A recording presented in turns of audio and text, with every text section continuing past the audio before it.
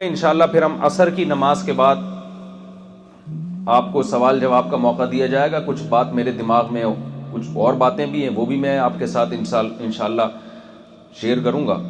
तो नॉर्वे तो हम बहुत अरसे से ख्वाहिश थी नॉर्वे का चक्कर लगाने की। मुझे इसलिए ख्वाहिश थी कि नॉर्वे में जो है ना, ये बिल्कुल नॉर्थ में है ना, तो मैं देखना चाह रहा था कि 9 बजे सूरज कैसे निकलता है, 3 बजे मार्केट से एकदम शॉर्ट कैसे हो जाता है।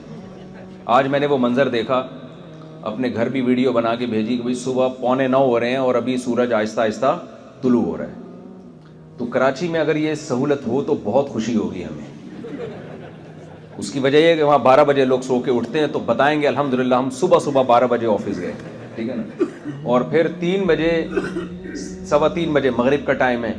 तो मुझे ये देखने का बड़ा शौक़ था कि यार, मेरे वाले साहब नेवी में थे, तो वो जब नॉर्वे आए पानी के जहाज़ में, मैं तो छोटा था, मुझे तो ये वाक़या याद नहीं है। वालदा ने बताया कि वालिद साहब ने ख़त लिखा था कि मैं एक ऐसे कंट्री में हूँ जहाँ सूरज ही नहीं निकल रहा। तो नॉर्वे का जो नॉर्थ है उस तरफ सुना है कि 2-3 महीने के सूरज ही मार्केट से शॉर्ट ही रहता। तो हम तो कराची में रोते हैं कि चीनी शॉर्ट हो गई, आज डीजल शॉर्ट हो गया। मैं लोगों को जाके बताऊंगा मैंने एक ऐसा कंट्री देखा जहाँ सूरज ही शॉर्ट हो गया मार्केट से। तो तुम शुक्र अदा करो, चीनी शॉर्ट हो रही है। तो ज़मीन का किनारा है जहाँ अल्लाह ने आप लोगों को बसाया है, तो और बहुत साफ़ सुथरी फ़ज़ा है, छींकें ही नहीं आ रही हैं, ज़ुकाम ही नहीं हो रहा है। हमें तो बाज़ दफ़ा टेंशन होने लगती है कि टेंशन ना होने से, हम टेंशनों के आदी हो चुके हैं। छींकों के, गटर के ढक्कन नहीं होते, कई दफ़ा चलते हुए आदमी को गिरने का ख़तरा होता है, मोबाइल स्नैचिंग। और अपना मुल्क की मैं कोई बुराई नहीं कर रहा, हमारे हुक्मरानों ने ये हाल कर दिया ना। मुल्क तो हमारा पाकिस्तान बेहतरीन, जिंदाबाद भाई, जो वसाइल वहाँ अल्लाह ने पैदा किए हैं, लेकिन हमारे हुक्मरानों ने जो हमारा हाल कर दिया है, ना हम मोबाइल लेके घूम सकते हैं, ना हम बाइकों पे घूम सकते हैं, और जो गंद बला और जो कचरे के ढेर ख़ास तौर पे कराची को बना दिया है। तो जब यहाँ किसी फ़ॉरेन कंट्री से हम वापस जाते हैं ना, तो 1-2 हफ्ते तक दिमाग चकराता रहता है। शुरू में तो यहाँ के टेंशन होती है, क्योंकि टेंशन ही नहीं मिल रही होती कोई। तमीज़ से सब ड्राइविंग कर रहे हैं, ना कोई छींक आ रही है, ना कोई ज़ुकाम हो रहा है, ना कोई पेट भी नहीं ख़राब हो रहा। हैरत की बात है, क्यों ख़राब नहीं हो रहा। इतने दिनों तक पेट ख़राब ना हो, ये हम नहीं बर्दाश्त कर सकते ये चीज़।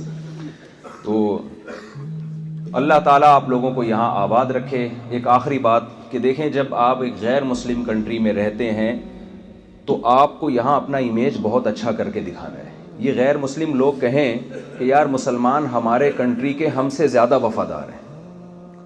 कुरान में अल्लाह ताला ने जहाँ भी अहले जन्नत की सिफ़ात बयान की हैं, वहाँ ये लाजमी बयान किया है कि वला यनक़ुज़ूनल मीसाक़, ये लोग अपने एग्रीमेंट की खिलाफ वर्जी नहीं करते। आप जब नॉर्वे में रह रहे हैं तो कुछ यहाँ की गवर्नमेंट ने आपसे साइन करवाए होंगे ना पेपर्स पे, उनमें आप लोगों ने भी कुछ एग्रीमेंट किए होंगे। क्या ख्याल है? ऐसा तो नहीं है कि इन्होंने कहा बस आओ जैसे चाहो रहो यहाँ पे। ऐसा तो दुनिया में मेरा ख्याल है कोई भी मुल्क नहीं होता।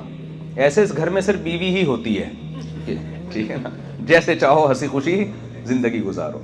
तो लेकिन जब आप किसी भी कंट्री में आते हैं तो वहाँ आपसे साइन लिया जाता है, एग्रीमेंट लिया जाता है। कुरान में मौलाना साहब बैठे हुए हैं, उलमा यहाँ बैठे हुए हैं, एक बार नहीं दर्जनों जगह अल्लाह ने फरमाया कि हमारे जो नेक बंदे हैं, जो हिदायत याफ्ता हैं, वो मुआहिदों की खिलाफ वर्जी नहीं करते। एक वाक़या तो मैं जब से यूरोप आया हूँ ना, जिस कंट्री में मेरा बयान हुआ, मैं लाजमी सुनाता हूँ ताकि मुसलमानों को पता चले कि हमारा मज़हब क्या कह रहा है और हमारी हरकतें क्या कह रही हैं। हमारे नबी सल्लल्लाहु अलैहि वसल्लम ने सुलह हुदैबिया के मौके पे एक एग्रीमेंट किया था मुशरिकीन मक्का से, जिनसे जंग थी हमारे नबी की। एग्रीमेंट ये किया था कि यहाँ से जब कोई शख्स वहाँ मुसलमान होके जाएगा तो उसे मुशरिकीन मक्का वापस नहीं करेंगे। उधर से कोई इस्लाम कबूल करके इधर आएगा तो हम फौरन उसको मुशरिकीन के हवाले कर देंगे। ये जंग बंदी के लिए आपने एग्रीमेंट किया ताकि जंग ना हो। बज़ाहिर ये एग्रीमेंट कितना गलत है कि अपना आदमी उनके हवाले कर रहे हैं जो आपसे पनाह मांगने के लिए आ रहा है। लेकिन हमारे नबी ने जब एग्रीमेंट कर लिया, अभी उस पर साइन भी नहीं हुए, सिग्नेचर भी नहीं हुए, ज़बानी एग्रीमेंट हो गया। उधर से हज़रत अबू जुंदुल रज़ी अल्लाह ताला अन्हु ने इस्लाम कबूल किया, उन पे बहुत जुल्म हो रहा था, वो जुल्म से बचने के लिए भागे और हुदैबिया में नबी के साथ आके मिल गए। मुशरिकीन ने कहा आपका एग्रीमेंट है, आप इनको हमारे हवाले करें। हज़रत अबू जुंदल ने अर्ज़ किया या रसूलल्लाह, आप कैसे मुझे मुशरिकीन के हवाले कर रहे हैं? मैं तो कलमा पढ़ के आपके दीन में दाखिल हुआ, आपके मज़हब में दाखिल हुआ, और बजाय इसके कि मुझे पनाह दी जाए, मुझे सपोर्ट किया जाए, उठा के इनके हवाले किया जा रहा है। आपने खामोशी इख्तियार की और एग्रीमेंट के मुताबिक हज़रत अबू जुंदुल को उनके हवाले कर दिया, उनके हवाले कर दिया। क्यों? दुनिया को ये बताने के लिए कि मोहम्मद सल्लल्लाहु अलैहि वसल्लम मुआहिदों की खिलाफ वर्जी नहीं करते, चाहे वो मुआहिदा एग्रीमेंट आपके हक में जा रहा हो या आपके अगेंस्ट जा रहा हो। तो ये पैगंबर सल्लल्लाहु अलैहि वसल्लम की तालीमात है, आपने दे दिया उनको, भाई एग्रीमेंट हमारा यही हुआ है। तो अब आप मुझे बताओ, इससे ज्यादा कोई नुकसान हो सकता है? जज्बात हो सकते हैं? तो आप जब किसी फॉरेन कंट्री में रहते हैं, यूरोप में रहते हैं, नॉर्वे में आप लोग रह रहे हैं, तो यहां भी कुछ गवर्नमेंट से आपके एग्रीमेंट हुए होंगे। उन मुआहिदों को पूरा करना ये मेरी और आपकी मजहबी जिम्मेदारी है। ये वो जिम्मेदारी नहीं है जो नॉर्वे की गवर्नमेंट ने लगाई है, ये वो तो बाद में लगाई है। पहले किसने लगाई है?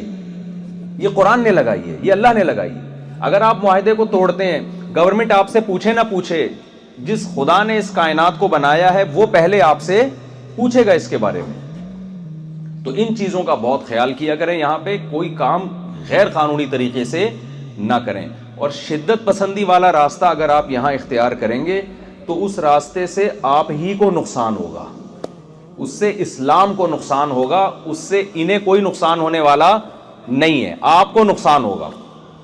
हमारे नबी सल्लल्लाहु अलैहि वसल्लम को मक्का में आपके पुश्त मुबारक पे ओजड़ी लाके रखी जाती थी, लेकिन उस वक्त कुरान बार बार क्या कहता था? वस्बिर वस्बिर, सबर करें सबर करें सबर करें सबर करें। कितनी सबर की तलकीन की गई है।